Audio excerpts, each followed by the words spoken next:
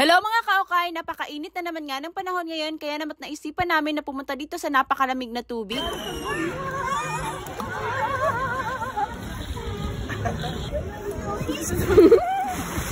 Hindi nga namin maantos ang napakainit nga ng panahon ngayon kaya naman naisipan namin na pumunta dito. Sakto at meron pa nga rin kaming natirang pagkain dahil piyesta nga sa amin kahapon. Meron pa nga kaming apritada na ininit ko nga kanina kaya naman dinala na nga rin namin. Bumili na nga rin pala kami ng kaunting kakanin at iba pang makakain para nga sa mga bata. Long time na tayo kaunti pa nga lang din pala yung mga taong nandito dahil mga alas 11 pa nga lang din pala ito ng umaga. Pero pagdating pa nga lang din talaga namin nagyaya na nga kaagad yung mga bata na maligo na nga daw sila kaagad. Ako na may tamang kain nga lang din talaga dito dahil bumili nga rin pala kami ng mangga kanina. Meron na rin namang pumalit sa akin sa pagbabantay nga ng aming kagamitan kaya naman naisipan ko na nga rin talagang maligo. Etong suot-suot na damit ko nga din kasi talaga ngayon ay kahapon ko pa nga lang talaga suot. Para hindi nga kahaslab hunon kaya ito na lang din yung sinuot ko.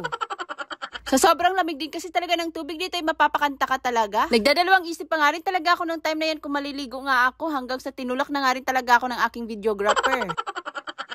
Nag-rent na nga rin pala kami ng salbabida para sa mga bata. Nasa mga 50 pesos nga lang din pala yung binayaran namin dyan tapos ilang oras mo na nga siyang pwedeng gamitin. Alam nyo ba na kahit napakainit nga ng panahon ngayon pero kapag nandito ka sa tubig na to lalamigin ka talaga. Hindi rin naman masyadong malalim yung tubig dito kaya safety nga lang din talaga. Nung time na to kaunti pa nga lang din talaga yung mga naliligo dito sa tubig kaya naman enjoy pa nga rin talaga namin. Minsan nga lang din pala makagala itong mga pamangkin ko dahil alam nyo naman bukid nga sa amin. Kaya talagang sinadya nga rin talaga namin tong araw na to na kapag after nga ng fiesta sa amin ay maliligo nga kami dito. Kami na nga rin pala dalawa ni Foodpanda Rider ang nagbabantay nga dito sa dalawang bata. Kaya ayan, nakuha pa nga rin talaga naming magpicture. Tamang-tama nga lang di talaga yung napwestuhan nga namin. Meron kasing hagdanan nga dito. Bandang alas 12 na nga at nagugusla na nga kami kaya naman nagyaya na nga rin talaga akong kumain na. Eto nga pala yung videographer namin for today's vlog. Kapitbahay nga pala namin yun tapos niyaya nga rin talaga namin siya para may mag-drive nga sa isa naming motor. Iri naman halatang gusla na nga rin talaga tong isa kong pamangkin. Tingnan nyo naman. Kapag ganitong mga outingan din kasi talaga, mas gaganahan ka nga rin talagang kumain. Sinubuan ko na nga rin pala si Drake dyan dahil mas focus nga siya sa pagkain ng mangga dahil napakatakaw nga rin talaga niya sa mangga, liwat nga sa akin. Eto nga kalapit namin cottage dito ay meron nga silang palitsyon, manghihingi nga rin sana kami. May nakakilala nga rin talaga sa amin dito kaya naman ayan nagpa-picture nga rin sila. Shoutout po sa inyo, maraming salamat. Natapos na nga rin pala kami sa pagkain kaya naman bumalik na nga rin ako dito sa may tubig. Shoutout na nga rin pala dito kay Sir. Syempre para talagang masulit nga namin yung pagpunta namin dito ay naligo na nga rin ako ulit. Dito nga pala sa Sungkoy ay wala nga palang entrance fee. Balik cottage nga lang yung babayaran mo kapag nandito ka. Noong time na to ay nagbanlaw na nga rin pala ako at nagbihis. Di ko nga alam na bumili pala sila ng ice cream. I-expose na ako ni akong videographer kay nahago ra ba nirong adlaw.